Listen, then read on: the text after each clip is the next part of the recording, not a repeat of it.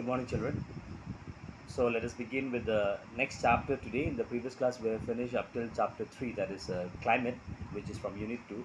Unit 2, if you see, it tells us about the climatic regions of the world. The very first chapter of Unit 2, that's climate, and then chapter 4, as it even that is about climate, but that basically tells us the different types of climate specifically with regard to the forest, okay, dense forest.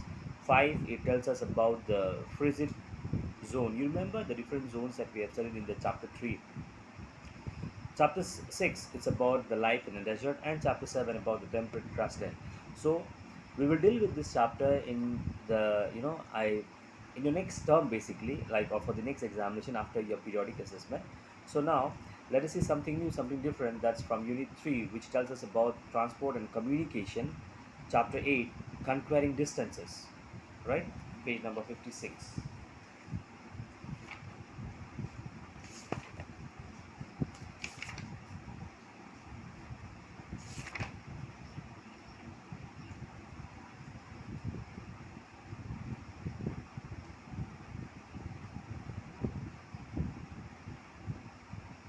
So we've already started chapter 8 from unit 3, and in the last class we have discussed up till need for transport, that's page number 57. Why do we need transport, right? So let us continue today from the next topic, that is the different types of transport that we have. As I read, please look into the text.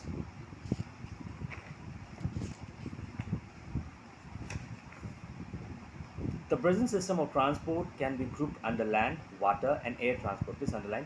So basically, it can be all the types of transport that we have today. It can be categorized into three. That's land, water, and air. So now, first of all, let us talk specifically about the land transport, which also means roadways. In the very beginning, roads were narrow and rough. They were made of mud and stone. But with the invention of automobiles, the quality of road has improved in various parts of the world. Now we have pakka and wide roads connecting various cities, towns, and villages. This so-called pakka and wide roads are also termed as all-weather roads. Why it is all-weather roads? Because it sustains in all types of weather, no matter whether it's a rainy, windy, or what do you call, a kind of this whether this the heavy vehicle, whether it's for the heavy vehicle or all sort of vehicle, and whatever may be the weather condition, these roads are not damaged. It is not being hampered. So it is also called as well all-weather roads. Roads have been given a new shape for smoother movement of vehicles such as cars, buses, trucks, etc. A lot of improvement can be seen in the condition of national and state highways. At many places, flyovers have been constructed for the smooth movement of road and rail traffic. For this particular sentence, at many places, flyovers have been constructed for the smooth movement of road and rail traffic. The best example for you would be our city itself. Okay, the other side of the river, if you go, you will see many footbridges are being constructed, and the reason behind that is so that there's a smooth movement of the traffic of the people as well as the vehicles. Okay, each side of the road is further divided into several lanes for fast and slow moving traffic. Exit lanes are provided on these roads for vehicles that want to turn or stop for a short break. Now, this each side of the road is further divided into several lanes for fast and slow moving traffic. This can be basically seen in the highways. If you look at the highways, in the same on the same lane, on the same path, not that on the different path, on the same path, it's called, like, you would find a different margins. It's like a kind of it has been divided. Now many a times people, some of them, they are very much well aware of, but whereas some of them, they don't have this particular knowledge. Yes, they do know how to drive vehicle, but why these lanes are being marked, what is the use of it?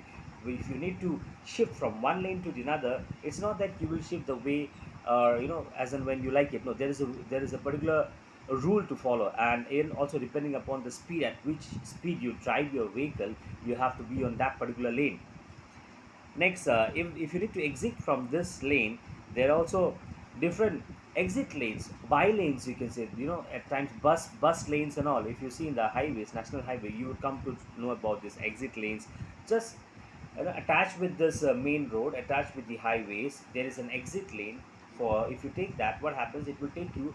You will be able to exit from the main highway. You will be able to exit from that particular road and reach into your destination. So these are called exit roads. Next we have, yeah, see, these roads are called freeways or highways. Underline that. As I just explained you about highway, there's a figure given, a picture in page number 57 on the right hand side.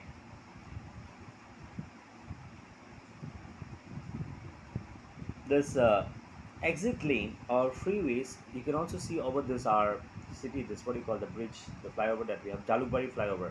Okay, if you need to exit or if you need to go towards airport, okay, from the flyover, or if you need to come, say for example, you're coming from this what you call the other side, that's from Khanapara or somewhere like that, and if you need to enter the city, the main city, then there is an exit lane. India too has a large number of roads connecting different parts of the country. Some roads connect India with neighboring countries like Pakistan, Afghanistan, Nepal, Bhutan, Myanmar, Bangladesh, and China. The GT Road, which stands for Grand Trunk Road, connects Kolkata with Peshawar, that's Pakistan, and Kolkata is in India. India is connected to China with Big Bharat Tibet Road. GT Road was built by Sher Shah Suri, thus it is called Sher Shah Suri Marg. Alright, so basically these are some of the international roads, you can say that, as because it connects one country with another country. Okay, if example is being asked with regard to some of the international road, so you can state these examples. The Grand Trunk Road, which connects Kolkata, that is in India, with Peshawar, which is Pakistan. Another international road, that we have is what do you call the Bharat Tibet Road, which connects India with China. And also, there's the road which connects Kolkata with Peshawar. The name of that road is Sher Shah Suri Marg. Why? As because it was built by Sher Shah Suri. So please underline the whole paragraph starting from the Grand Trunk Road. Okay, page number 57, the last sentence of page number 57, the Grand Trunk Road up till page number 58, the end of the paragraph. Please mark that.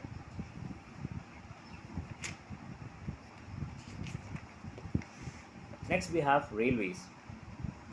Trains are the most popular means of public transport in India. A journey by Indian Rail is fairly comfortable. It is also useful in carrying bulky goods over large distances. The railway was introduced in our country by the British. Today, there are many superfast trains like Rajdhani and Shatabdi which carry passengers from one place to another in much a shorter duration.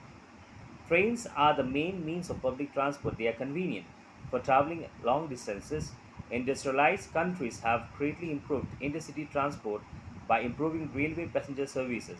The speed of these trains is around 200 km per hour.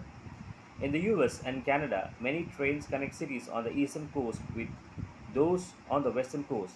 These are known as transcontinental railways. The Trans Siberian Railway stretches across Europe and Asia. It runs between St. Petersburg in Europe to Vladivostok in Russia. It covers a distance of 8,000 km in 7 days. Quite a long distance. Hmm? Among the different, what do you call, modes of transportation that we have, whether it's the land, that's the roadways, the rail, the railways, the trains, or you can say the air, that's the aeroplane, the flight, and all. Even I personally feel that railway is one of the most convenient means of transport. Okay, as because see, I'll show you just my point of view. Okay, some of you may like it, you may not. That's my perspective with regard to railway. And also, it is mentioned in page 58 on the third paragraph, the one that I just read now. Because in railway, what happens, in trains, what happens, you get a space to stretch out yourself. It's not that you're just confined to one seat like in roadways, in buses and all. And also at the same time, yes, as compared to what do you call buses and all, it is much more convenient and it is faster. But whereas yes, it cannot take you to all the places like what do you call hilly area or different terrains and all, as because railway lines has to be constructed. That's true. And at the same time, if you see from the perspective of this what do you call expenses as well, it's cheaper as well, right? As compared to airways and all. Yes, airways takes you at a much lesser time, but you also need to pay huge for that as compared to railways. And moreover, In India, this, as the book says, this railway has become the most popular means of public transport. Plus, it is also used for carrying bulky goods, not only for passengers, not only for people, even for goods as well over large distances. In fact, yes, in India it was introduced by the Britishers, and today, even though it was introduced by the Britishers, but today it has really developed a lot. It has, it has progressed a lot. Today we have many super fast trains like Rajdhani, Shatabdi, and all, which carries passengers from one place to the another, and that too, even this train, they also take very less time at a much shorter distance. That's why they are considered to be the to be super fast trains. And this what do you call the industrialized countries, the countries which are completely industrialized, they have really improved this railway transportation system by improving this what do you call the passenger service and all, and the speed of these trains reaches somewhere around 200 kilometer per hour, which is a good speed. In fact, if we talk about US and Canada, there are many trains which connects the city on the eastern coast, on the east coast. Coast means the coastal area, the river, the waterside area. Okay, the area near to the water bodies. So the eastern coast they connect with the western coast, both two different directions with the help of train. And this, since they connect two different coastal area from two different directions, so they are known as transcontinental railways. Please underline. In the US and Canada, many trains connect cities on the eastern coast with those on the western coast. These are known as transcontinental railways. Okay. Next, the Trans Siberian Railway stretches across Europe and Asia. Underline that as well. Objective question you may get right. Trans, which area does this the Trans Siberian Railway connect? From where or the connection starts from this Europe and Asia, and it runs between St. Petersburg in Europe up till Russia, where Vladivostok in Russia. Important. Okay, these are all objective questions. And also see the last sentence. You can say the whole paragraph is important, as because the last sentence also describes the distance of this particular train, Trans Siberian Railway, that is around 8,000 kilometers in 7 days. Next, we have waterways, airways. All right, we'll keep it up to railways today, as because I want you to understand and not to hurry, not to rush. Please go through the text. I repeat again, go through the text. Okay. See you in the next class. Be at home, study well.